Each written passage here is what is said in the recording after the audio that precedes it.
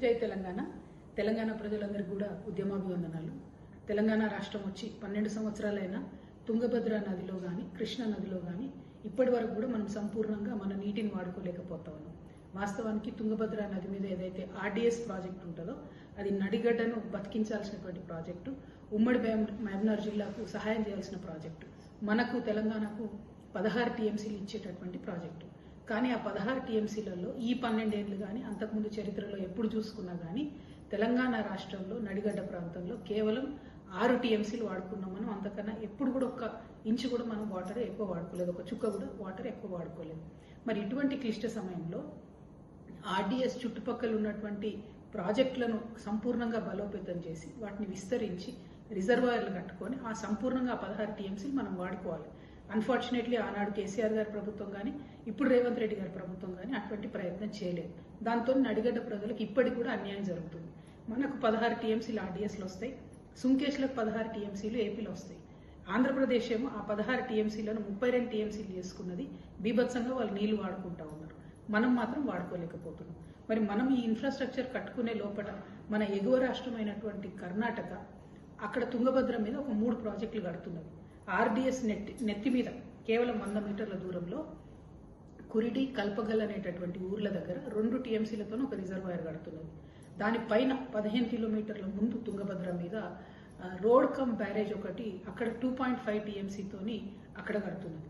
పైగా ఆర్డీఎస్ అయిపోయిన తర్వాత తుంగభద్ర నది మీద ఇంకొక ఊర్లో చిక్కమంచాల అనే ఊర్లో రాయచూరు జిల్లాలో మరొక 5 టీఎంసీలకు అక్కడ ఒక ప్రాజెక్టు కడుతుంది. అంటే ఈ 3 ప్రాజెక్టులు కలిపితే కర్ణాటక 10 టీఎంసీలు తుంగభద్రలో వాడుకోవడానికి ప్రణాళికలు చేస్తుంది.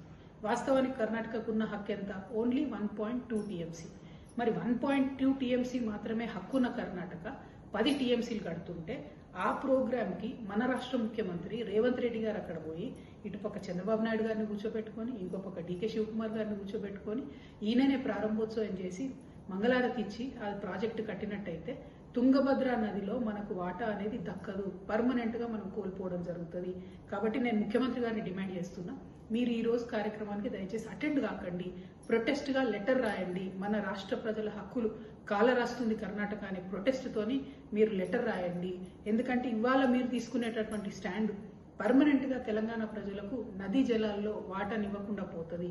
మీరు ఎట్లాగూ మళ్ళీ అధికారంలోకి రాదు. రేపటి నాడు ప్రజల దయతో మేమే తెలంగాణ రక్షణ సేనని అధికారంలోకి వస్తాం.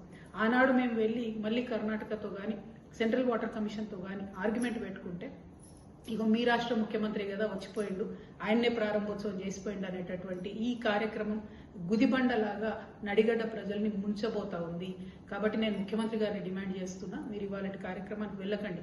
ఇన్స్టెడ్ మీరు అఖిలపక్షం తీసుకోండి, సెంట్రల్ వాటర్ కమిషన్ దగ్గరికి వెళ్ళండి, అందరం కలిసి ఢిల్లీకి వెళ్దాం, కేంద్రం మీద కొట్లాడదాం, తుంగభద్ర నదిలో మన వాటాను సాధించుకుందాం, కృష్ణా నదిలో మన వాటాను సాధించుకుందాం, రాష్ట్రానికి శాశ్వతంగా సాగునీటి అవసరాలను తీరుద్దాం.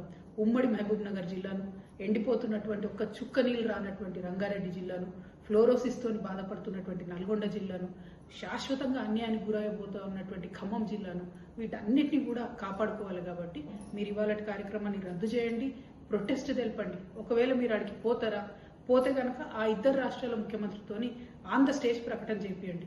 చంద్రబాబు నాయుడు గారితోని పనకచెర్ల కట్టనని, డీకే శివకుమార్ గారితో ఈ ప్రాజెక్టులు ఆపేస్తా అని ప్రకటన చేయించండి. అవి చేయించలేకపోతే మీరు ఇవాళ కార్యక్రమాన్ని మానుకోవాల్సిందిగా నేను రేవంత్ రెడ్డి గారిని డిమాండ్ చేస్తా ఉన్నాను. Thank you. జై తెలంగాణ.